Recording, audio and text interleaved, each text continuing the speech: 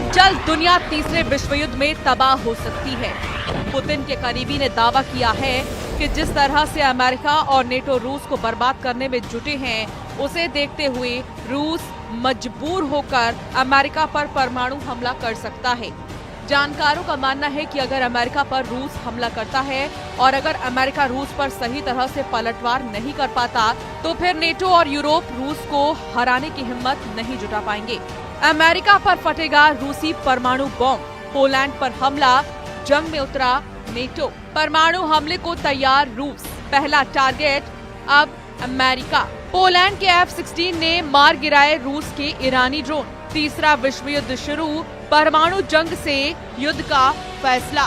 3.5 साल से ज्यादा की रूस यूक्रेन जंग अब पूरी तरह से विश्व युद्ध में बदल चुकी है। हालात ये हैं कि नेटो देश पोलैंड डंके की चोट पर कह रहा है कि रूस ने पोलैंड पर ड्रोन से हमले किए हैं, तो अब नेटो के 32 देश मिलकर रूस से हमले के बदले को लेकर रहेंगे। हालात ये हो गए हैं कि एक तरफ रूस को कमजोर करने के लिए और हराने के लिए अमेरिका भारी प्रतिबंध और टैरिफ का सहारा ले रहा है, तो वहीं जर्मनी, फ्रांस, ब्रिटेन और पोलैंड जैसे नेटो देश में घातक हथियार, लड़ाकू जेट और लंबी दूरी के ड्रोन से रूस पर बड़े हमले की तैयारियां शुरू हो चुकी हैं। दूसरी तरफ रूसी राष्ट्रपति पुतिन के करीबी ने दावा किया है कि अगर रूस के वजूद पर खतरा आया तो रूस अमेरिका पर परमाणु हमला कर सकता है। रूसी परमाणु धमकी के बाद से अमेरिका के साथ साथ सभी नेटो देश हाई अलर्ट पर हैं। रूस के करीबी बाल्टिक देश लिथुआनिया, एस्टोनिया और लातविया में हजारों सैनिक बॉर्डर पर पहुंच रहे हैं। इधर ब्रिटेन के पीएम कीर स्टारमर ने ऐलान कर दिया है कि हम मिलकर पोलैंड पर रूसी ड्रोन हमलों का बदला लेंगे। कुल मिलाकर हालात ये हो गए हैं कि अब यूक्रेन जंग के साथ साथ वर्ल्ड वॉर की तैयारी शुरू हो चुकी है। जैसे ही पोलैंड ने दावा किया कि रूस ने पोलैंड में घुसकर ड्रोन हमले किए हैं, उसके बाद से ही नेटो देशों ने ये मान लिया है कि रूस अब यूक्रेन के साथ साथ नेटो देशों से सीधा युद्ध करना चाहता है।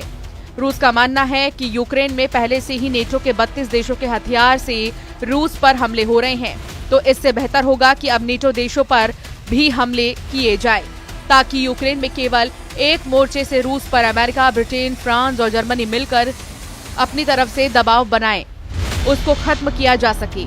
पुतिन के एक करीबी मीडिया हस्ती को ये मौका अमेरिका के वित्त मंत्री स्कॉट बेसेंट ने दिया है, जो रूस पर सख्त प्रतिबंध और टैरिफ लगाना चाहते हैं।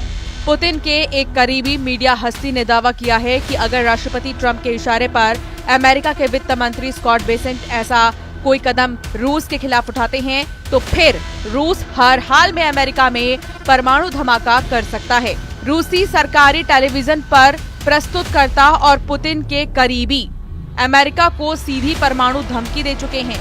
ये जानकारी पत्रकार जूलिया डेविस द्वारा ऑनलाइन पोस्ट किए गए एक वीडियो से मिली, जो रूसी मीडिया के क्लिप से साथ साझा की गई। व्लादिमीर सोलोव्योव ने दो टूक कहा है कि वो अमेरिकी कहते हैं कि रूस पर प्रतिबंध लगने के बाद रूसी अर्थव्यवस्था तबाह होगी, तो हम यानी रूसी बातचीत की मेज पर बैठेंगे, हम आपको बता दें, हम हमला करेंगे और बस। व्लादिमीर सोलोव्योव ने कहा कि उनका मानना है कि यूरोप रूस के खिलाफ युद्ध की तैयारी कर रहा है और मॉस्को को कठोरता और भयंकर तरीके से लड़ना चाहिए। व्लादिमीर सोलोव्योव का ये बयान पूर्वी यूरोप में बढ़ते तनाव के बीच आया है, क्योंकि पोलिश प्रधानमंत्री डोनाल्ड टस्क के मुताबिक पश्चिमी यूक्रेन पर रात भर के हमले के दौरान 19 रूसी ड्रोन ने पोलिश हवाई क्षेत्र का उल्लंघन किया। पोलैंड ने राष्ट्रीय सुरक्षा के लिए खतरा बताते हुए औपचारिक रूप से नेटो के अनुच्छेद 4 का इस्तेमाल किया है और अपनी पूरी हवाई ताकत झोंक दी। इधर दूसरी तरफ पोलैंड ने अपने F-16 जेट से रूस के ईरानी ड्रोन शाहिद 136 को हवा में ही मारना शुरू कर दिया है, जिससे रूस ने बर्बर हमला कहा। रूस ने दावा किया है कि रूसी ड्रोन हमलों का टारगेट यूक्रेन था, न कि पोलैंड। रूस ने ऐलान किया है कि पोलैंड को रूसी हथियारों पर हुए हमलों का जवाब देना होगा और रूस इसका कड़ा जवाब देगा। गौर करने वाली बात यह है कि अमेरिका को रूस की तरफ से परमाणु धमकी और यूक्रेन के साथ साथ पोलैंड का दूसरा जंगी मोर्चा इस युद्ध को बेहद भयानक और सर्वनाशी बनाने जा रहा है। क्योंकि पुतिन ने भी एक हफ्ते पहले ही बयान दिया था कि अगर रूस के खिलाफ यूरोप ने और मोर्चा खोला तो रूस न सिर्फ बड़ी जंग से यूक्रेन पर कब्जा कर लेगा बल्कि यूरोप और नेटो देशों को भी कड़ा जवाब देगा। ये अंदाजा लगाना बेहद मुश्किल है कि अगर परमाणु जंग छिड़ी तो कौन देश जीतेगा, लेकिन इस वक्त रूस ने अपने तेवरों से साबित कर दिया है कि रूस यूक्रेन में अपना मिशन पूरा करने के लिए किसी भी हद तक जाने को तैयार है। हम आपको रूस के राज्य परमाणु ऊर्जा निगम रोसाटॉम के महानिदेशक एलेक्सी लिखाचेव का वो बयान दिखाते हैं जो साबित करता है कि रूस ने बड़ी परमाणु जंग की तैयारी पूरी कर ली है।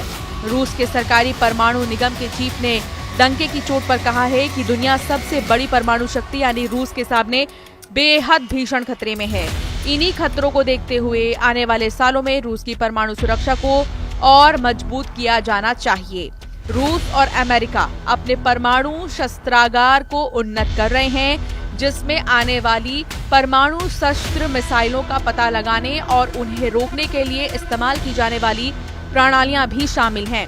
ठीक उसी तरह जैसे चीन अपनी परमाणु क्षमता को ब्रिटेन और फ्रांस से कहीं आगे बढ़ा रहा है।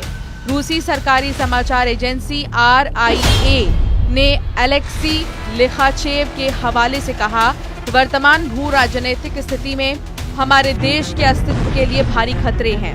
इसलिए परमाणु कवच जो एक तलवार भी है, हमारी संप्रभुता की गारंटी है। हम आपको बता दें कि फेडरेशन ऑफ अमेरिकन साइंटिस्ट यानी कि FAS के शोध के अनुसार रूस के पास लगभग 4300 परमाणु हथियार है और संयुक्त राज्य अमेरिका के पास लगभग 3700 है, जो दुनिया के कुल भंडार का लगभग 87% है। शोध के अनुसार लगभग चीन की अगर बात करें तो 600 परमाणु हथियारों के साथ दुनिया की तीसरी सबसे बड़ी परमाणु शक्ति है।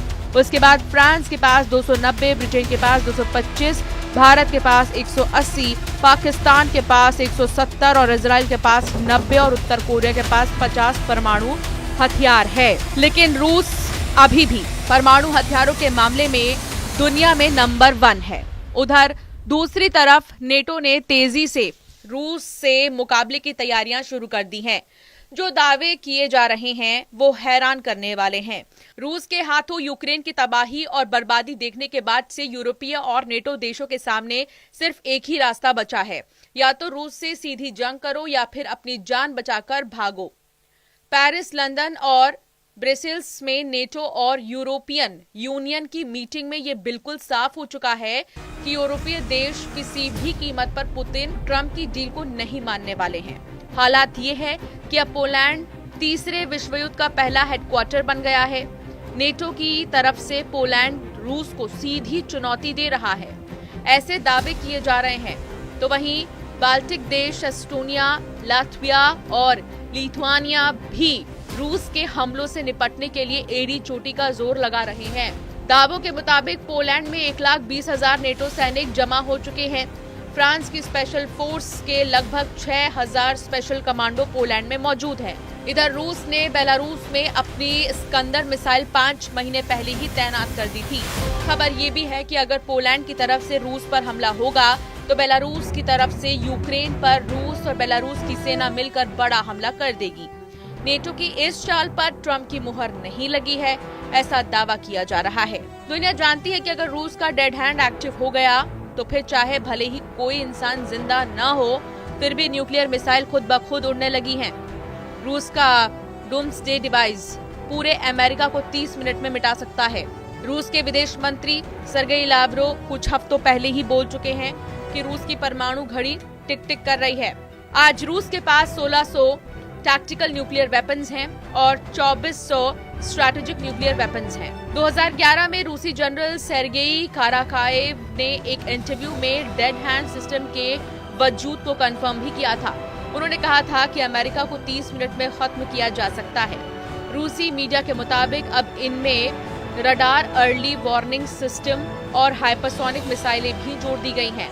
अब ऐसे हालात में रूस के क्रेमलिन में पुतिन के ऑफिस के प्रवक्ता दिमित्री ने 16 जुलाई 2025 को दोहराया है कि रूस का परमाणु सिद्धांत प्रभावी बना रहेगा। इसी दावे को दोहराते हुए उन्होंने फिर कहा, रूस का परमाणु सिद्धांत अभी भी प्रभावी है। और इस प्रकार इसके सभी प्रावधान लागू होते रहेंगे। रूस ने तो यहाँ तक कह दिया कि जिस तरह से रूस को धमकाया जा रहा है और प्रतिबंध लगाया जा रहा है वो एक सर्वनाश युद्ध का कारण बन सकती है। ये वो 5 देश है जो रूस के कट्टर दुश्मन बन चुके हैं। Ukraine, France, Britain, Germany, Poland Putin के रूस को झुकाना चाहते हैं और युद्ध विराम बिना रूस की शर्तों के चाहते हैं। पहला देश है यूक्रेन। यूक्रेन के प्रेसिडेंट व्लादिमीर ज़ेलेंस्की, जिन्होंने अमेरिका से न्यूक्लियर हथियार मांगकर अपने इरादे जाहिर कर दिए हैं। ज़ेलेंस्की अमेरिका के परमाणु हथियारों से रूस को हराना चाहता है। दूसरा देश है फ्रांस के राष्ट्रपति इमैनुअल मैक्रों, जो यूरोप में न्यूक्लियर शील्ड बनाने की तैयारी में है ताकि रूस के साथ सीधा मुकाबला किया जा सके। फ्रांस अपनी सेना भी यूक्रेन भेजना चाहती है। तीसरा देश है जर्मनी। जर्मनी के होने वाले चांसलर फ्रेडरिक मर्ज ने तो यूक्रेन को टैंक बटालियन भेजने का ऐलान कर दिया है। यहाँ तक कि जर्मनी सबसे एडवांस मिसाइलें भी यूक्रेन भेज रहा है। चौथा देश है ब्रिटेन, जो रूस के खिलाफ अपनी स्टार्म शैडो मिसाइलों से पिछले 1.5 सालों से हमले करवा रहा है। इसके अलावा यूक्रेन को ब्रिटेन ने चैलेंजर टैंक युद्ध को और भयानक बना दिया। इसके अलावा 5वां किरदार है पोलैंड, जो पोलैंड में न्यूक्लियर बेस बनाने के लिए अमेरिका से कह रहा है ताकि रूस पर सीधा हमला किया जा सके। इन 5 देशों में से किसी के भी इरादे शांति के नहीं दिख रहे, बल्कि ये रूस से टकराने के लिए तैयार हैं। यूक्रेन बनाया जा रहा है। इस बीच इन 5 ने मिलकर पेरिस मीटिंग में फॉर्मूला निकाला है जिससे यूरोप में हथियारों का प्रोडक्शन बढ़ाया जाए। इस बीच यूक्रेन पर रूस के हमलों में 15 गुना तेजी आ चुकी है। यूक्रेनी राष्ट्रपति व्लादिमीर ज़ेलेंस्की ने एक्स पर एक पोस्ट में कहा है कि रूसी सेना ने पूरे यूक्रेन को 415 ड्रोन और 40 क्रूज और बैलिस्टिक मिसाइलों से बड़े पैमाने पर हमला किया है। ज़ेलेंस्की ने बाद में एक पोस्ट में कहा कि यूक्रेनी सेना ने 380 से भी ज्यादा रूसी ड्रोन नष्ट कर दिए, जिनमें कम से कम 250 शाहिद ड्रोन शामिल थे। रूस की सरकारी समाचार एजेंसी TASS की रिपोर्ट के मुताबिक रूसी रक्षा मंत्रालय का दावा है कि रूसी सेना ने 24 घंटे में 225 यूक्रेनी ड्रोन और एक गाइडेड मिसाइल को मार गिराया है। अब देखना होगा कि ऐसे हालात में रूस यूक्रेन के साथ साथ नेटो देशों से कैसे निपटता है, जो अब रूस से जंग की तैयारी युद्ध स्तर पर कर रहे हैं। Bureau report news 18।